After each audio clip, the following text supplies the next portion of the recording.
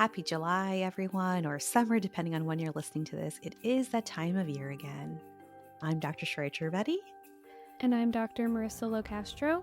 And as everyone transitions in a new role or thinks about the new year, maybe in the same role, we've been thinking a lot about microskills. These are small actions that can have a pretty big impact. And Shreya, honestly, I think these are microskills that everyone needs a refresher on from time to time. Yeah, I agree. I think when it comes to life microskills, you never really graduate from them. You've got to learn them and practice them over and over, especially I find that sometimes they present themselves in unfamiliar settings and kind of sneak up on you. And you're like, wait, I knew that. Damn it. So, yeah, I found it really refreshing to hear too. And in full transparency, the reason why this topic came to mind is because two friends from the EM world wrote a book about microskills to navigate the workplace and thriving in medicine. And we just had a lovely interview with them and picked out a select few that really caught our eye. What I really liked about the book was that each microskill started out with a real life story to draw you in, and so we ended up picking 4 stories and microskills to share. So without further ado, let's hear from our discussants and the authors. My name is Dr. Adaira Landry. I'm an emergency medicine physician at the Brigham and Women's Hospital and assistant professor at Harvard Medical School. I am also a co-founder of a nonprofit called writingincolor.org, where we teach people of color how to write for free. I am a healthcare contributor for Forbes, and I'm a mother of 3. Hi, everyone. My name's Resa Lewis. I call myself Dr. Resa E. Lewis, and I'm a professor of emergency medicine. My current academic affiliation is University of Alabama at Birmingham. I am a point of care ultrasound specialist and the creator and host of a podcast called The Visible Voices, where we design conversations covering healthcare, equity, and current trends. So glad to be here. Yes, and now let's dive into the 4 microskills that stood out to us. For each of these microskills, we're going to start out with that real life story. And for the first microskill, it actually has to do with a very practical thing: emails. We do them all the time, we get them all the time, but how do we do it well that people just don't ignore the email and maybe even appreciate you for it?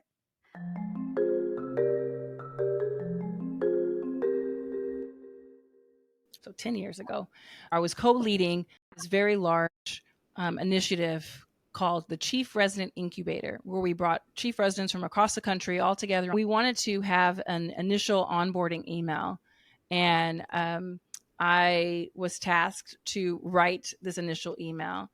And at the time, I didn't know anything about email writing. So I wrote like really long paragraphs about all of the information. And I sent it to my supervisor. And she read it and she said, no one's going to read all of this.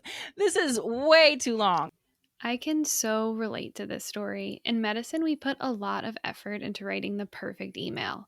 We add all of this information, hoping it'll feel more personal or impressive to the reader. But in reality, a lot of people are just going to put it right in the delete bucket if it's too much to comb through.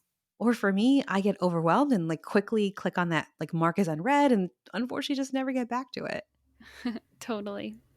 Avoiding very large, chunky paragraphs, that in itself is like an immediately actionable skill, right? Like if you're listening to this, now you know, so your next email, you wouldn't do that, right? And then we have a little tagline. We give them, we say, we have 2 updates, and then we have 2 asks, and we have 2 wins.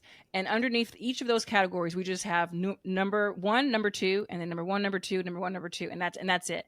So there's no big, chunky paragraphs. And so she showed me how to trim out the fat and just make it so that it's super lean and you can easily discover the details. And just the idea of understanding that people really only spend 15 to 20 seconds on an email before they decide they're deleting it, and putting all that valuable information up top.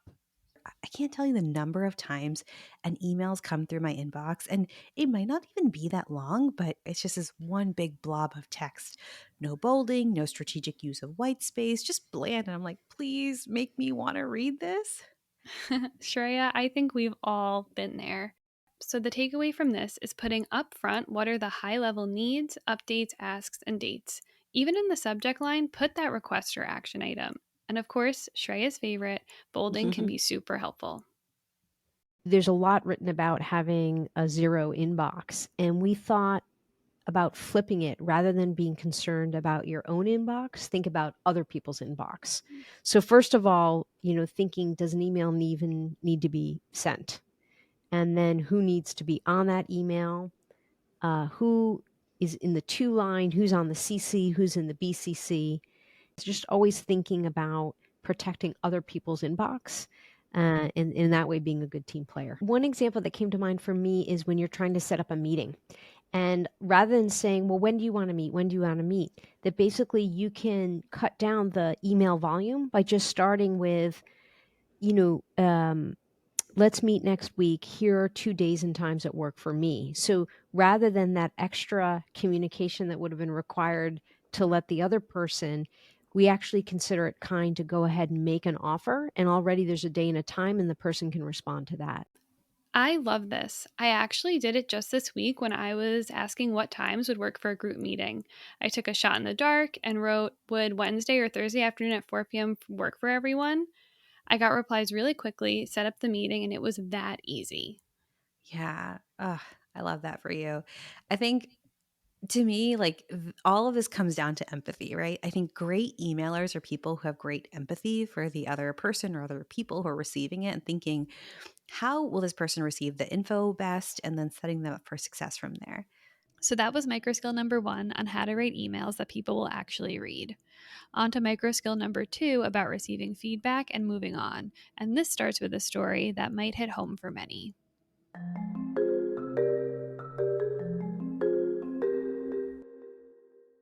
So, when I was in residency, we have our annual review with our residency leadership team. And most of mine were forgettable because nothing happened. But I remember one of them stands out to me because something went wrong in my opinion, which was that I got feedback that I was not kind to one of our techs, like one of our aides. Someone had witnessed it and then put it in my peer-to-peer evaluation. I could not get past that nugget of constructive criticism or feedback, negative feedback. And I couldn't even focus and come up with like the goals for next year because I was just so focused on the fact that, oh my God, I got this terrible feedback for the first time that really, really made me feel bad that someone out there potentially doesn't like me. And so, the ability to hear something and incorporate it and then move on I didn't have that skill. Not in that moment, at least. I was dwelling and I made the whole moment about myself versus like, okay, this is something I'm going to work on. Let's move on. And I appreciate this story because as a recovering overthinker, I often find myself ruminating when I get constructive feedback. Yeah. And, I think one of the reasons why we kind of feel surprised or off guard when we do get this type of feedback is I think, if I'm being honest, like I think true constructive feedback is rarely given or not given as much. And so I think it's interesting because if you contrast that to just the fact that, like, yes, we do all try to show up with our A game every day, but nobody's perfect and medicine's complex. And yes, we will fall short from time to time with a specific patient or management in the shuffle of things. And so if we put that into perspective, then of course we should be open and kind of expect that constructive feedback more. Yeah, and I like to remind myself that growth is not linear. And this may sound corny, but I do love a good food analogy. But growth is like a pile of spaghetti. It has lots of twists and turns, and the sauce can be a mess. But Oh, overall, the meal is delicious, and the highs and lows are totally worth it in the end. yes. Yeah. The low sometimes feels really bad.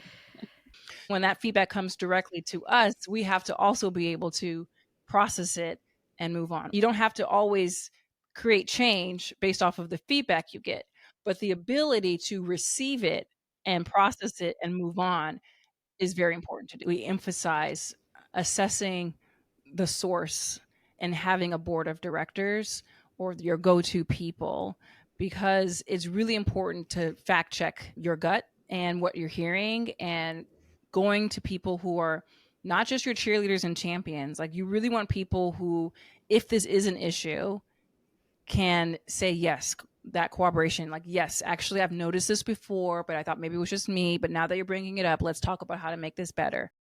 It's human and it's normal to take things personally. And I think if you really want to run it by some people you trust, your personal board of directors is a good membership group. Not every single one of them, but people that that people that have known you over time, people you trust, people that will reflect things to you lovingly in a place that you in a place and in a way that you can hear it. I think it's always good to, I mentioned, gut check yourself, but also gut check it with other people that know you. So I think my takeaway is two things. One is that when we do receive something that's constructive or catches you off guard, receive it, gut check with people you trust, make a plan, move on. And the second is to reevaluate, if you haven't gotten constructive feedback for improvement, then ask yourself, what kind of environment do you need to set up to make sure you're getting input for improvement? So that was microskill number 2 on receiving feedback and moving on. Now on to microskill number 3 about creating meaningful relationships that will actually stick.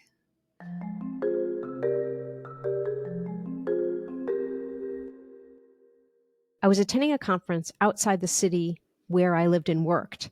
And I saw this person and I thought, oh my gosh, I want to be just like them. Their professional career and trajectory is exactly what I want. So I spoke with the person at the conference, asked if it was okay if I followed up when we got back to our home cities. He said yes. And when I followed up and tried to have a meeting, it really just kept getting delayed, delayed, delayed. And finally, I realized I think they're really not into this mentor mentee relationship. This story is too relatable, especially when you're just starting your career. Sometimes it feels like you're sending emails into a dark hole of no return. And while everyone validates that this is the norm, it doesn't make the radio silence hurt any less. It's important when you're developing relationships, realizing at what point do you just say, okay, this is not happening organically. And it really spoke to the fact that both people have to be interested in whatever the terms of the relationship are. And so after that lesson, and I'm very appreciative of the experience, although at the time it really felt personal, that I was quicker to recognize the next time it happened when the relationship just wasn't meant to be and it just wasn't sticking. And also realizing that that might be just right now. And it doesn't mean sometime in the future, it might be the right timing for the relationship. So true. And this is a tough micro skill for me because I've definitely been on both sides and nowadays more on the mentor side who really wants to show up for everybody in the best way, but often just feeling so stretched thin. And I think for me, this especially happens when I get an email or someone comes up to me at a conference or after a talk with kind of this vague, but like very excited, like, will you be my mentor? And I can just like sense this expectation that's like this idealistic mentor mentee relationship, but I'm not really sure what it entails. How often are we meeting? Can I really help this person? And I think with all that like inertia and unknown, I just kind of get things just get lost in the shuffle. I actually remember the first time I was looking for a mentor, and honestly, Shreya, I don't even know if I knew what I was asking for. I was just told to go find one. Yeah, right. So it's like kind of setting you up for for what I am going to feel on the other end. Exactly. Yeah. I do think the pressure is it can be a big barrier for people to start or to continue because they're like not sure what's expected of them or what to expect of the other person, or they have their expectations are too high. I think just like taking it easy. I really tell people to take it easy, and like if they don't reply, it's okay. We'll find someone else. We'll move on and just sort of normalize like the come and go to and fro relationship process that can happen as you're building your network. And learning sooner rather than later that the person might just not have the bandwidth right now is often a gift. It gives you time to meet a different mentor or advisor rather than being stuck on something that may not have been a good fit for either party. We also have this diagram in there that really sort of speaks to the fact that you can have people who are really close to you in your network, and those are your core people. And then some people who are further out, your peripheral folks who maybe you only connect with once a year, if that. And then you have people who are really, really distant. You've met them once, it might have been years before you reach out to them. And so not everyone has to be on speed dial. And sometimes I do find that it's the people who I have the loose association with, not that close idealistic mentor-mentee relationship. Sometimes it's those people that are pivotal in the next phase of my career or my research, and reminds me just it's important to cast that wide network of different types of relationships, be open to kind of how that relationship might unfold, keep trying, and eventually some relationships will stick. So that was microskill number 3 on creating meaningful relationships that actually stick. Now let's move on to microskill number 4 on something subtle that we can all do a little bit more of.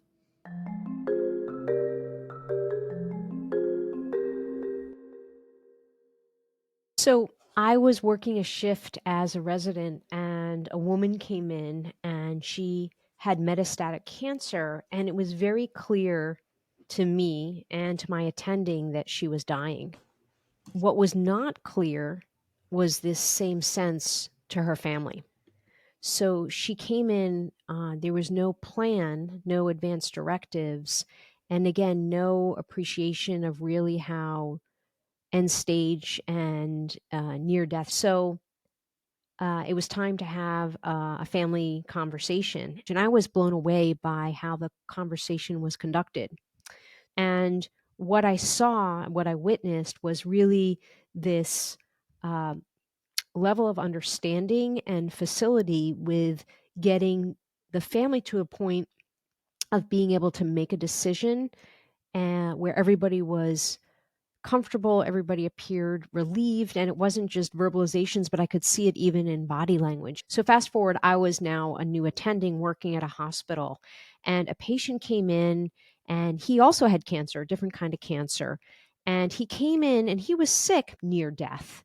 And he was accompanied by his female partner. And this time he didn't look so good. And again, I noticed this, and his partner did not. And so she said, "You know, doc, I'm going to go get something to eat. Do you think he'll get admitted to the hospital?" And I didn't react externally, but internally, I was like, "Wow, she really doesn't recognize this." And I said, "You know, can we talk for a minute?"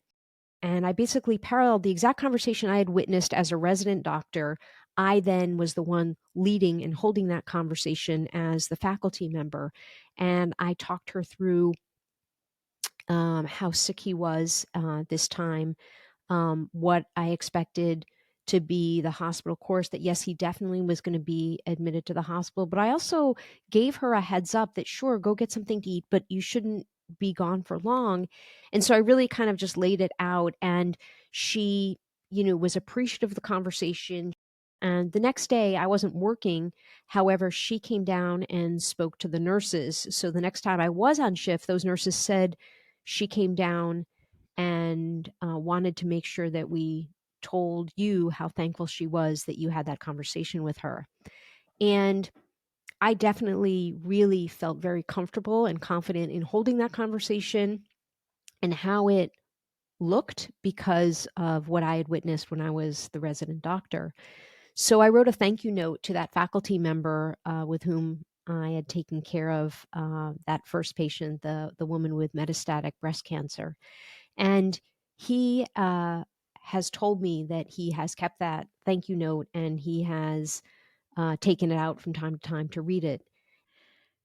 There is so much in there, but the micro skill that we really loved was actually the ending, which was going out of your way to thank someone who role modeled something important or helped us through a dark space. And I think it's something we all can do more often. Yeah, and I like to think about all the moments when we suddenly realize we're using skills or phrases that we learned from role models we admire. Yeah, but how often do we actually reach back out and thank them?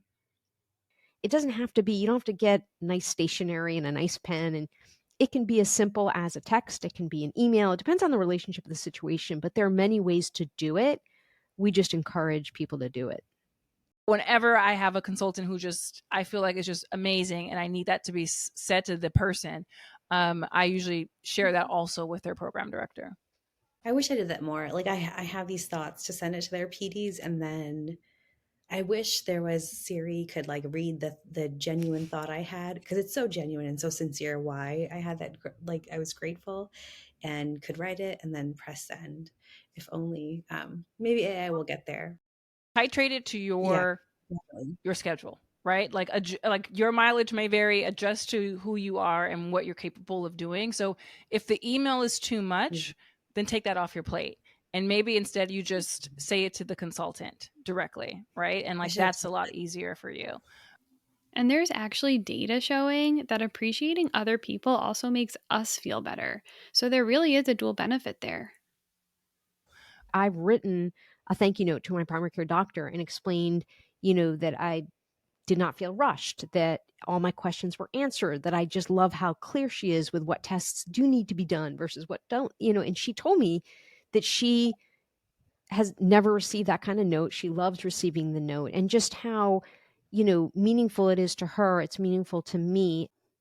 And so we purposefully ended with this microskill because we wanted to end with a call to action. We wanted everyone to just take a second to think about someone that helped them through a dark time or help them role model something that they do every day, and go and thank them. And we just thought about how powerful it would be if even like a fraction of the 50,000 listeners sent a thank you to someone, and just the bidirectional positive impact it would make on both people and even just medicine at large. And last but not least, don't forget to feel some gratitude and celebrate yourself for how far you've come this July. Ah, that's so true. I love ending on that. Thank you, Marissa. And that is a wrap. Please share this with a colleague or anyone else you think might find this helpful or kind of appreciate some of the micro skills and stories. Thank you to Dr. Adaira Landry and Dr. Resa Lewis for writing this book. We'll link micro skills, small actions, big impact in the show notes. Opinions expressed are our own and do not represent the opinions of any affiliated institutions. Thank you. Take care.